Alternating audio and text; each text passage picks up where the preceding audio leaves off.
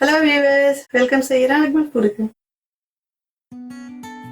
ரொம்ப டேஸ்டியான ஒரு வாழைப்பூ வச்சு தாங்க வடை செய்ய போகிறோம். பசங்க வாழைப்பூனாவே விரும்ப மாட்டாங்க, தோற்பா இருக்குன்னு. இந்த மாதிரி நம்ம வடை ஷேப்பில் நம்ம பருப்பெல்லாம் போட்டு செய்யக்குள்ள நல்லாவே அவங்க சாப்பிடுவாங்க. டேஸ்டியாக இருக்குது அப்படின்ட்டு. வாங்க இப்போ எப்படி செய்யலான்ட்டு போய் பார்க்கலாம்.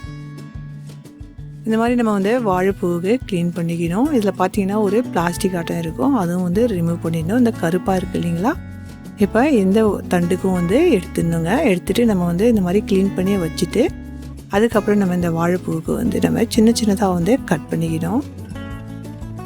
வாழைப்பூவில் நிறைய சத்துங்க இருக்குது. அதே மாதிரி வாழைப்பூவில் உங்களுக்கு மருத்துவ குணமும் அதிகமாகவே இருக்குது. இது பசங்க பெரியவங்க எல்லாமே சாப்பிடக்குள்ள நல்லாவே இருக்குங்க ஹெல்த்துக்கு. பாருங்கள், இந்த மாதிரி சின்ன சின்னதாக நம்ம கட் பண்ணிக்கலாம். இந்த சேனலில் பார்த்தீங்கன்னா வடை ரெசிபி இருக்குங்க. நல்லாவே உளுத்த வடை எப்படி செய்யறதுன்னுட்டு தேவைன்னா கீழே லிங்க் கொடுக்குறேன், பார்த்துங்க. பார்த்தீங்கன்னா நல்ல நல்ல ரெசிபிங்கெலாம் இருக்குங்க. ஃபஸ்ட் டைம் வாட்ச் பண்ணுறவங்களா இருந்தீங்கன்னா மறக்காத சப்ஸ்கிரைப் பண்ணுங்கள். பக்கத்தில் இருக்க பெல் பட்டனுக்கும் ப்ரெஸ் பண்ணிக்கோங்க. நான் இப்போ ரெசிபி அப்போ தான் மொபைலில் உடனுக்குடன் சேரும். பாருங்கள், எல்லாமே கட் பண்ணி எடுத்தாச்சு. ஒரு கப்பு நம்மளுக்கு இருந்துச்சு. இதுக்கு பார்த்தீங்கன்னா ஒரு 100 கிராம் இருக்கும். பருப்புக்கு நல்லா ஊற வச்சு நம்ம எடுத்துக்கிட்டோம். தண்ணி இல்லாத 1 டீஸ்பூன் சோம்பு மிக்சியில் போட்டுக்கலாம். தண்ணி இல்லாத வடிகட்டி போடுங்க. அதிகமாக தண்ணி இருக்கக்கூடாது, நம்ம வடைக்கு தட்டக்குள்ளே வராது. இல்லைன்னா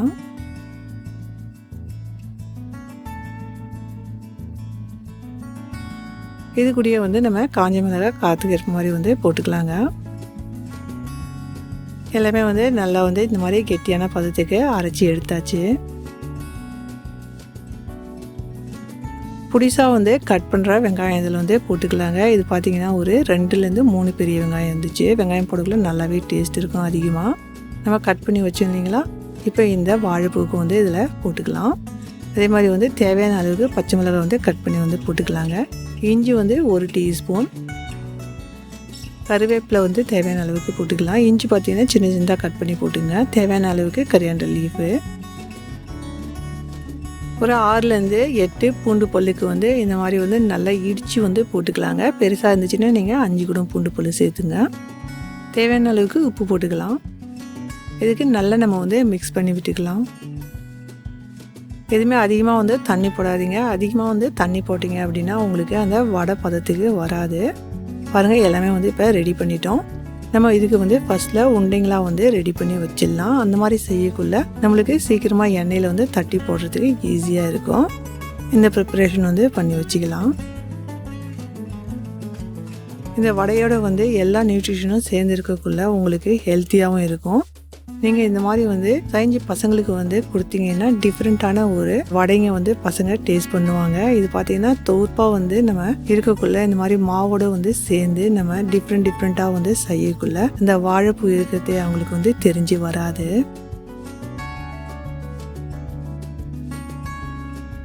இந்த மாதிரி கையில் வச்சு நம்ம ப்ரெஸ் பண்ணிக்கலாங்க.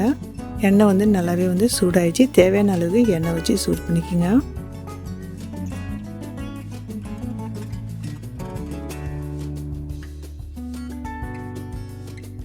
நம்ம எண்ணெய் நல்லா சூடானதும் இதுக்கு மீடியம் ஃப்ளேமில் வச்சிடலாம். அப்போ தான் உள்ளே அந்த மாவு கடல மாவு வேகத்துக்கு டைம் கொடுக்க முடியும்.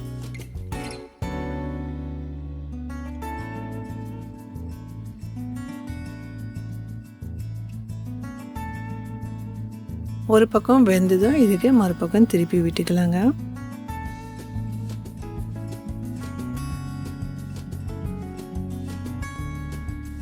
இந்த பபுளுங்கெல்லாம் நல்லாவே இதுக்கு அடங்கின பிறகு நம்ம எடுக்க போகிறோம். அதுக்குள்ளே இது நம்மளுக்கு கோல்டன் ப்ரௌனாக வந்துடும்.